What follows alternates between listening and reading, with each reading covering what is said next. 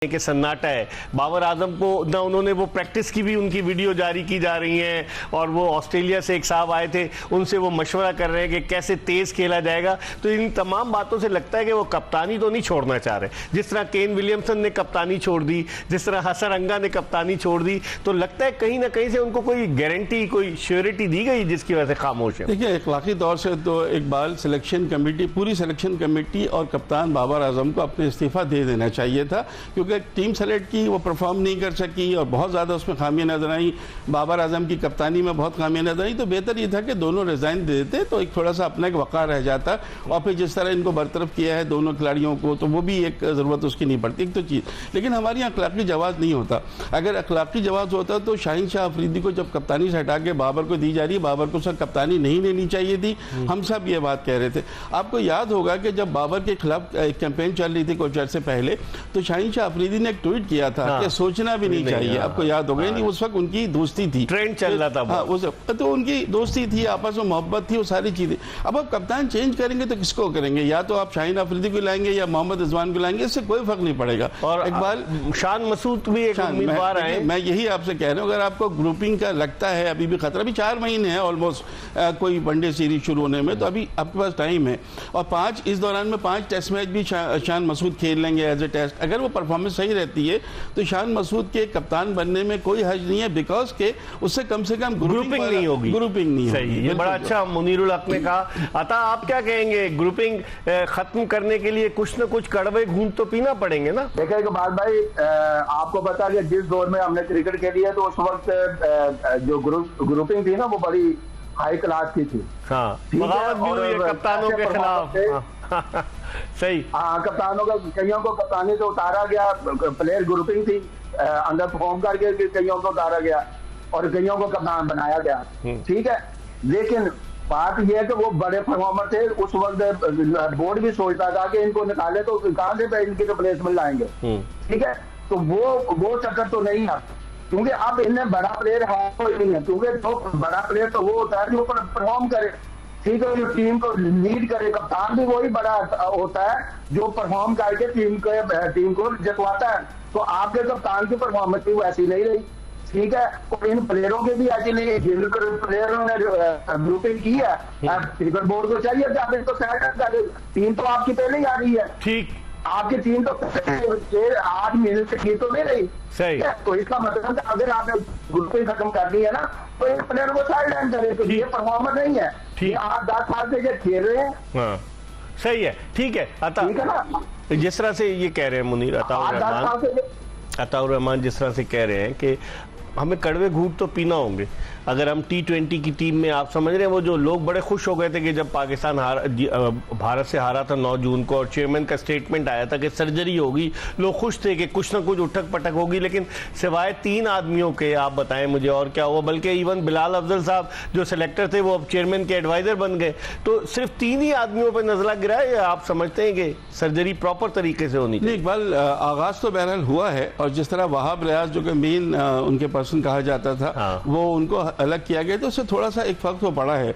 लेकिन शाहीन शाह अफरीदी पर सिर्फ सारा मलबा डाल देना बिल्कुल मुनासिब नहीं है। रिजवान की क्या कंट्रीब्यूशन रही है, रिजवान किस तरह से पार्ट प्ले करते रहे, ये बड़ा इंपॉर्टेंट है। हो सकता है बहुत से लोगों को ना मालूम हो कि कहीं ना कहीं क्या रिजवान भी इसमें शामिल रहे। और रिजवान ने आते ही जो प्रेस कॉन्फ्रेंस की पेशावर में आपने देखी, चेयरमैन साहब हमारे बड़े हैं, जो कहेंगे, तो मतलब इससे कुछ अंदाजा तो लगाया जा सकता है। देखिए, अगर रिजवान के दिल में कहीं पे ये है कि वो फ्यूचर के व्हाइट बॉल कैप्टन बन सकते हैं, तो मेरे ख्याल अभी तो ये मुनासिब नहीं होगा। वरना जिस ग्रुपिंग की और जिस चीज़ की बात कर रहे हैं, ये कंटिन्यू रहेगी। बेहतर ये है कि इन तीनों बड़े, चाहे शाहीन शाह अफरीदी हो, बाबर आजम हो, रिजवान हो, इनको एज ए प्लेयर खिलाया जाए। हम ये नहीं कहते कि इनके एज ए प्लेयर भी आप इनको फौरी तौर से बरतरफ कर दें, अनलेस एंड अनटिल को वाइटल प्रूफ ना हो। देखिए, अभी तो शाहीन शाह अफरीदी की सिर्फ ये बात सामने आई है ना कि मोहम्मद यूसुफ बैटिंग कोच होते हैं, उन्होंने बॉलिंग, वो भी इंग्लैंड में हुआ था, वर्ल्ड कप में नहीं हुआ। उसके बाद उन्होंने माफी भी मांगी थी माफी मांग ली थी तो मेरे ख्याल है बात खत्म हो गई थी, लेकिन अभी तक डिटेल नहीं आई है। तो इसका मतलब टारगेट उन्हीं को किया जा रहा है ना, टारगेट उनको जो किया जा रहा है, दिस इज ऑल्सो रॉन्ग। अब मुझे ये बताएं ना, बाबर आजम की कप्तानी में हमें क्या मिला जो बाबर आजम से कुछ नहीं कहा जा रहा है? वो क्यों हर मैच में शादाब को खिलाते रहे, उनसे कोई नहीं पूछ रहा है। उनकी जब मर्जी आती ओपन आते, जब मर्जी आती साइम अयूब से ओपन कराते। अबरार को क्यों नहीं खिलाया? अबरार को ना खिलाना सबसे बड़ा ब्लंडर है ये, तो मतलब पूछगछ होनी चाहिए। मैं यही कह रहा हूँ, एज ए कैप्टन बहुत सारी उनकी कंप्लेंट्स हैं, बहुत गलत उन्होंने किया, उस पर बिल्कुल उनकी होनी चाहिए। साथ साथ हमें रिजवान कैप्टन नहीं थे, कुछ भी नहीं थे, लेकिन कहीं क्या रिजवान ऐसा पार्ट प्ले कर रहे थे मुमकिन है तौर पर, आई एम नॉट श्योर कि उससे बहुत फर्क पड़ रहा था कहीं पे। ये चीजें हमें बहुत चीजें देखनी होंगी। और मैं इसलिए शान मसूद को कप्तान बनाने की बात कर रहा था कि उनको अगर आप खिलाएं, लेकिन उसके लिए एक जरूरी चीज है कि शान मसूद को अपनी बैटिंग परफॉर्म करना पड़ेगा। शान मसूद टीम में ना ले, कैप्टनसी का उनका कोई इशू नहीं है, वो इंग्लिश काउंटी को कर चुके हैं, PSL में कर चुके हैं, यहाँ इशू नहीं है। उनका इशू सिर्फ ये है कि वो पर्सनल कैसा खेल रहे हैं, क्योंकि हम जाहिर है माइक बरेली तो नहीं बना सकते उनको, हम चाहते हैं कि वो बैटिंग भी करें, अच्छी बैटिंग करके उनको वो करें। ठीक है जी अता, अब आप क्या कहेंगे? जो मुनीरुल हक ने कहा, आपका तज्जिया क्या है? क्या होना चाहिए कि जो लोग अगर आपस की रस्साकशी है, कशमकश है, तो उनके बजाय किसी और को जिम्मेदारी सौंपी जाए?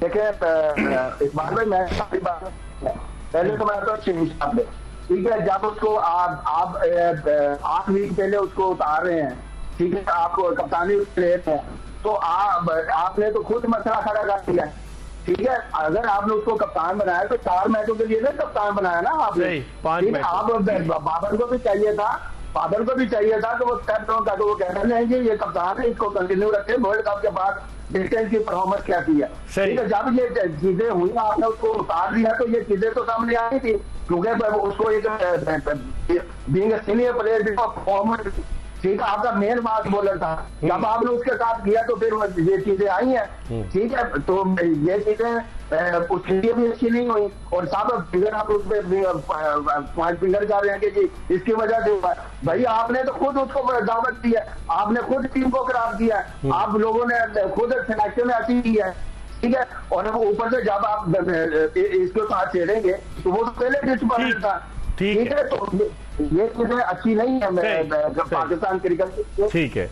अच्छा मुनीर, जिस तरह से अता कह रहे हैं, लेकिन आप देखें ना कि अगर वो टीम में इनडिसिप्लिन था शाहीन शाह अफरीदी, आखिरी मैच आयरलैंड के खिलाफ अगर वो 2 छक्के नहीं मारता, किसने जितवाया? बिल्कुल आयरलैंड के खिलाफ वो शुरू में विकेटें नहीं लेता, तो वो आप मुझे बताएं ना, बाबर तो दूसरे एंड पे था। तो अगर एक आदमी वो इस तरह की चीजें कर रहा है, और अगर आप इतने पावरफुल थे तो आप उसको वतन वापस भेज देते। जैसे 2007 में आपको याद है शोएब अख्तर और मोहम्मद आसिफ के दरमियान वो झगड़ा हुआ 2007 के T20 वर्ल्ड कप में, उन्होंने शोएब अख्तर को वापस भेज दिया था। तो फिर इसका मतलब है आप कमजोर है ना, कप्तान भी कमजोर था, सीनियर टीम मैनेजर भी कमजोर था, और फिर उस तरह से फिर काम चलता रहा। वर्ल्ड कप में इकबाल अफरा तफरी थी टीम में, आप देखें ना, कोई प्लानिंग नहीं थी, कप्तान अपनी मर्जी से टीम सेलेक्ट कर रहा है, सब खेले, इंडिविजुअल परफॉर्मेंस हो रही थी। वरना ऐसी इंडिविजुअल परफॉर्मेंस नहीं होती कि हारिस रऊफ जैसा बॉलर आखिरी 3 गेंदों पर 11 रन दे दे, या ऐसा नहीं होता कि मोहम्मद आमिर जो 3-3 वाइड कर दें। अजीब से सूरत है, ऐसा लग रहा था कप्तान के कंट्रोल में चीजें नहीं है, उनको खिलाना भी मजबूरी थी, अपने जो उनके पसंद के, और वो खुद भी परफॉर्म नहीं कर रहे थे ना, मजे की बात है। मैं यही कह रहा हूँ, जब आप अपने हिसाब से प्लेइंग 11 सेलेक्ट करते हैं तो आपको रिजल्ट देना पड़ता है। यही रिजल्ट अगर उनके पॉजिटिव उनके हक में होता तो शायद ये सारी बातें हम नहीं कर रहे होते, ना ग्रुपिंग की बात हो रही थी, ना अपने खिलाने की बात हो रही थी। लेकिन चूंकि रिजल्ट, और रिजल्ट भी इतना बुरा कि आप अमेरिका से हार गए, भारत के खिलाफ 120 नहीं कर सके, आयरलैंड से आप हारते हारते बचे हैं, और अगेंस्ट कनाडा भी आपकी टीम जो है वो बड़े हालात से दो चार थी। तो वहां पर ये चीजें ऐसी हैं कि इनको बहुत देखनी। एक बार असल चीज पता है क्या है, अब पाकिस्तान के पास इस वक्त जो है ना, हमने क्या किया था कि हम 3-4 खिलाड़ियों को बड़ा पिंच हिटर समझ के ले गए थे। हम उस्मान खान को ले गए थे, आजम खान को ले गए थे, इफ्तिखार को ले गए थे, टोटल फेलियर हुआ इनका। आजम को 4 मैच मिले, 20 रन उन्होंने मजबूरी तौर पर वर्ल्ड कप में बनाए। आजम तो खैर, उस्मान खान की मैं बात कर रहा हूँ, आजम को तो खैर बिल्कुल 2 मैच मिले शायद, वो तो इंटरनेशनल लेवल पे तो अभी उनको कई जगह पे वो हमें नजर नहीं आया कि शॉर्ट पिच को थोड़ा मुश्किल हो रही है।